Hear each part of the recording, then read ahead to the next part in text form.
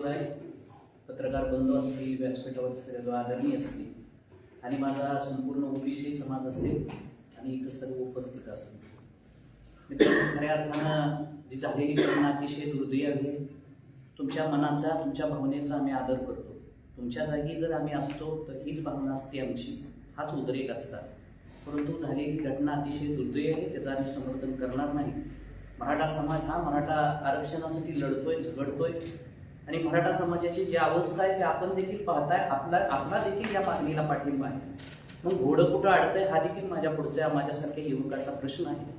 सर्वांचीच मराठा आरक्षणासाठी भूमिका असेल तर हे झालेला 9 तारखेचा हा जो घोटाळा आहे, हे झालेलं दुर्दैवी जी घटना आहे कशातून समोर आली याचं प्रशासन भाग आहे. प्रशासन त्याची चौकशी करेल.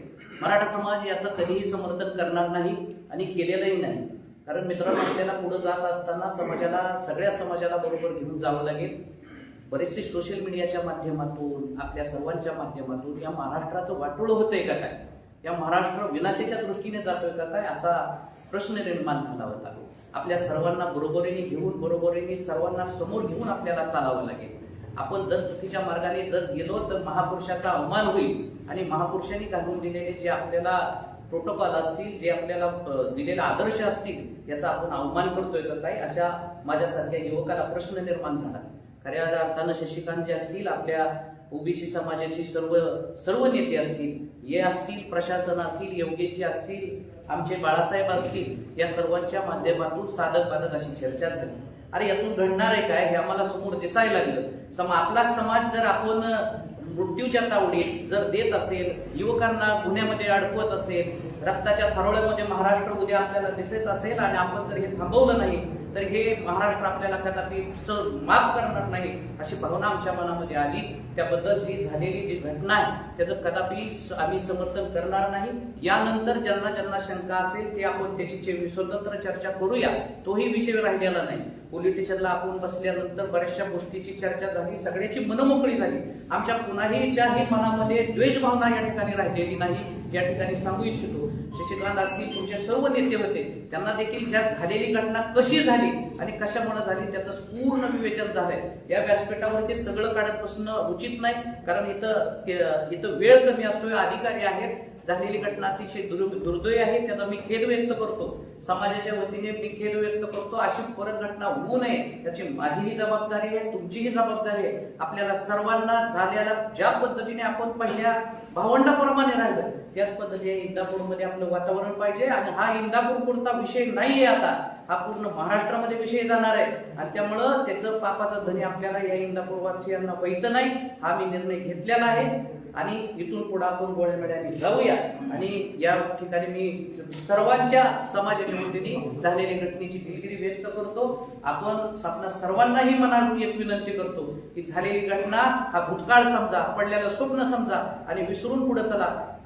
आमचा कदापि पडळकर साहेबांचा अवमान करण्याचा उद्देश नाही, कारण ज्या वेळेस पडळकर साहेब इंदापूरमध्ये आले होते त्यावेळेस ही पाठीमागे बसलेले हे युवक आहे. आम्ही समाजाला तुमच्या बऱ्याच नाव घेणार नाही, पण बऱ्याच युवकांना फोन केले, तुम्ही व्यासपीठावर या, तुम्ही कुठे गेले, पक्षात विभागू नका, समाजाच्या पाठीमागे उभा राहा, असं आम्ही बऱ्याच जणांना, जर कोणाला वाटलं तर परत मी नावं घेईल त्यांची, परंतु या व्यासपीठावर कुणाचं नाव घेणं उचित ठरणार नाही.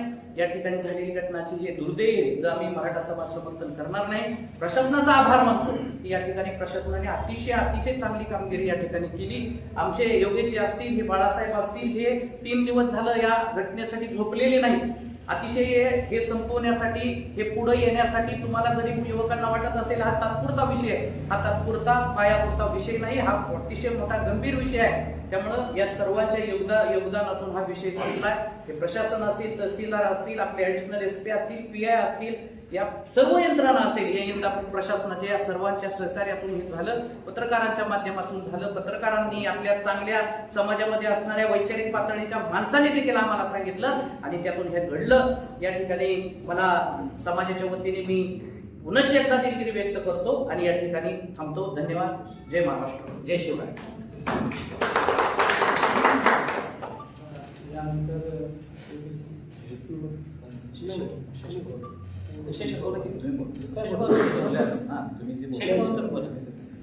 तुम्ही काय असेल की तुमचं राजकीय भूमिका मांडा.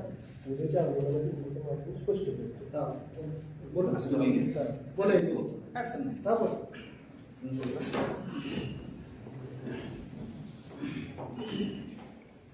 इंदापूरमध्ये योगेश केदार नाव. इंदापूरमधील सगळ्या बहुजन समाजातील तरुण पिढीला मी सुरुवातीलाच नतमस्तक होतो. तुमच्या पुढे मी वंदन करतो. कारण महाराष्ट्रामध्ये नेमकं काय चाललंय ह्याची जाणीव तुम्हाला आम्हाला सगळ्यांना व्हायला लागली. प्रत्येकाला कळायला लागले की काहीतरी चूक व्हायला लागलेली आहे आणि काहीतरी मोठं बालन या राज्यावर येण्याची शक्यता आहे. पण ह्या गोष्टी कसं थांबवता येतील याचा विचार जरी लोक करत असतील, करणारी माणसं आमच्यासारखे होते, त्याला माध्यम सुद्धा मिळत नव्हतं. दुर्दैवानं तुमच्या इंदापूरमध्ये काही दिवसापूर्वी जी घटना घडली त्या दिवशी आमचे फोन झाले आणि त्यानंतर ज्या लोकांनी केली त्यातले एक दोघं जण आमचे परिचित होते. त्यांनाही आम्ही बोललो बाबा काय झालं काय नाही, पण ते चुकीचं झालंय असं सुद्धा ठासून त्या दिवशी त्यांना आम्ही बोललो होतो. नागपूर अधिवेशनामध्ये मी आणि बाळासाहेब होतो, साक्षीला ते पण आहेत. मी मराठा समाजातला आहे, बाळासाहेब धनगर समाजातले आहेत आणि गोपीचंद पडळकर साहेब सुद्धा आम्हाला नागपूर अधिवेशनमध्ये भेटले होते. आम्ही गळ्याला गळे पडून, म्हणजे हे घटना घडल्यानंतर सांगतोय, आमची मिठी मारून आमची भेट झालेली आहे आणि त्यानंतर आम्ही दोघांनी देखील याविषयी गंभीर पद्धतीनं चर्चा केली होती. आणि पडळकर साहेबांनी सुद्धा असं एकदाही इगो येऊ दिला नाही. ते सुद्धा म्हणाले की कुणीतरी एक दोघं जण असतील, याचा अर्थ असा नाही की सगळा मराठा समाज माझा विरोधात आहे. मी सुद्धा सर्वसामान्य मराठा समाजाच्या भावना भूमिका मांडतो. ओबीसीच्या स्टेजवरून सुद्धा मांडणारा माणूस आहे. तिथं जरी बघितलं माझे भाषण तर मी म्हणलं आम्ही तुमचं सगळं बघतोय, पण आज जी काही घटना तुमच्या अनुषंगानं तिथं घडली ती घडायला नको होती. मी तिथं व्यक्तिगतरित्या सुद्धा दिलगिरी त्यांना मी व्यक्त केलेली आहे. तुमच्या सगळ्यांच्या माहितीसाठी सांगतो. आणि आम्ही दोघांनी पुढच्याही धोरणाविषयी तिथं चर्चा केली होती, साधक बाधक.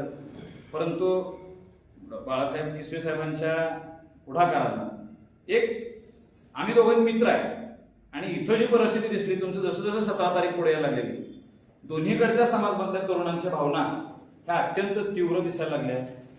तयारींच्यात काय दोघं पण कमी नाही. तुम्ही इथले सगळे आम्ही मराठवाड्यातले, तुम्ही दोघंही एकमेकाला तुल्यबळ आहे, बरोबर आहे का नाही?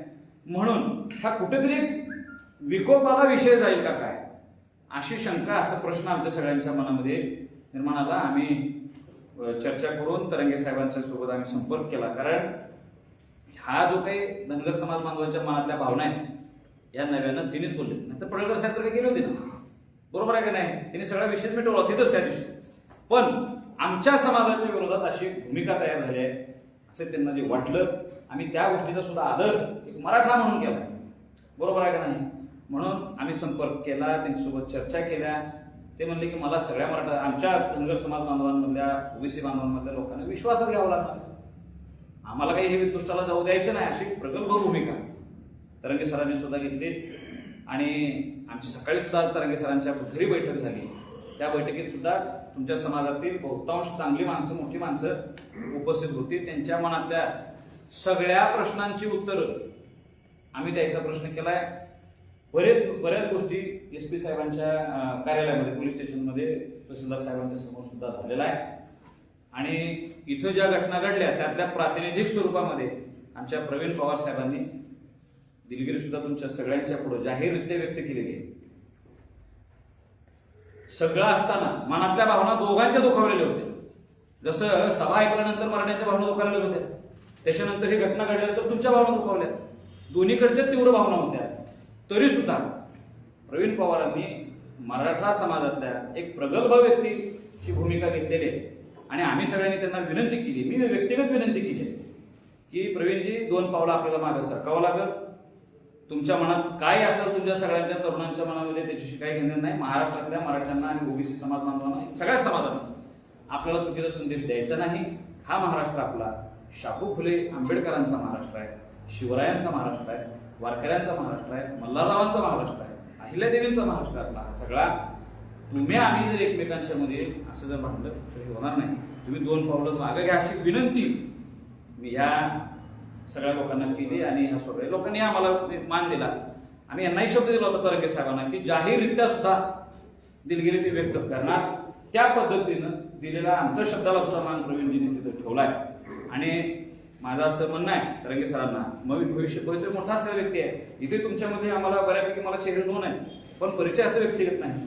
या महाराष्ट्रात आज जी काय आपण मुहूर्तमेढ रोवली आहे, एक सामाजिक सलोख्याची ही मुहूर्तमेढ आपण जी रोवलेली आहे इंदापूरमध्ये ऐतिहासिक नगरीमध्ये हे रोवली आहे, त्यातनं पूर्ण महाराष्ट्रात एक मोठा संदेश जाणार आहे. आणि हा संदेश केवळ आजच्या बातम्यांपुरता न राहता जिल्हा पातळीवर सुद्धा आपण याच्यातनं कसं संदेश देता येईल याच्यासाठी आम्ही एक भूमिका बोललो होतो. याच्यानंतर चिंतन मनन होईल. मराठा समाजाची ही भूमिका एक आहे, तुम्ही सगळ्यांनी समजून घ्या. आम्ही मराठा समाजाच्या वतीनं धनगर समाजाच्या आरक्षणाच्या अंमलबजावणी संदर्भात सुद्धा पाठिंबा दिलेला आहे. तुम्ही आरक्षण द्या असं भूमिका म्हणतोय का? नाही. आमचे आत्ता जे मराठा समाजाचे सर्वोच्च नेते जरांगे पाटील साहेब, जरांगे पाटील सुद्धा कुठं आले होते? चौंडीला आले होते. त्याच्यानंतर अनेक सभांमध्ये अनेक बाईट नंतर जरांगे पाटलांनी सगळ्या धनगर समाजातील मोठ्या नेत्यांची नावं घेऊन आपल्याला एकत्र राहायचं आहे अशी भूमिका मांडलेली आहे. आम्ही सुद्धा अनेक महिन्यांपासून या भूमिका छोट्या स्वरूपात मध्ये चालवलेल्या आहे आणि त्याची परिणती तुमच्या या प्रगल्भ इंदापूर नगरीमध्ये जी घडली आहे. तुम्ही सगळ्यांनी जो काही प्रतिसाद दिला पूर्ण महाराष्ट्रातल्या, मी मराठा म्हणून नाही, एक महाराष्ट्राचा तरुण म्हणून तुमच्या सगळ्यांच्या मी म्हणजे सगळ्यांचे आभार मानतो. आणि हा विषय आपण तीव्रतेनं विरोधाचा न ठेवता कुठेतरी सामोपचाराने घेतला पाहिजे. आज मराठा समाजाच्या बांधवांनी 2 पावलं मागे घेतली, दिलगिरी व्यक्त केली, बरोबर आहे का नाही? तुम्ही भाषणात काय बोलताय ह्याच्याशी कोणी काय बोलत नाही, ते झालं, त्यानंतर सगळं झालं. आता तुम्ही सुद्धा जी काय आपले ओबीसी समाज बांधव आहे तुम्ही सुद्धा एक मनाचा मोठेपणा करून या सगळ्या गोष्टीवर पडदा टाकावा असं मी तुम्हाला सगळ्यांना आवाहन करतो, विनंती करतो. आणि पोलीस प्रशासनाने आमच्या सगळ्या याच्यामध्ये फार मोठी भूमिका निभावली, अत्यंत मोठी आणि प्रगल्भ भूमिका पोलीस प्रशासन असतील, तहसीलदार साहेब असतील, इथल्या सगळ्या प्रशासनाने निभावली. तुम्ही आम्ही राजकारणाचे बळी व्हायला नको. राजकारण्यांचे डाव त्यांचे चालतील, तुम्ही आम्ही सावध आहे. आपण सगळे महापुरुषांचे अनुयायी आहे. तुम्हाला एवढीच विनंती करतो, फक्त कोणाच्या बोलतापाला बळी न पडता, भावनेच्या आहारी न जाता आपण सारासार विचार करू. जरी कोणाला काही शंका वाटली तरी आपण कुठेतरी एक बंद दारात चर्चा करा आणि हा विषय नेहमी आपण आदान प्रदान विचारानं चर्चेत ठेवूया अशी मी तुम्हाला सगळ्यांना पुन्हा एकदा विनंती करतो आणि माझे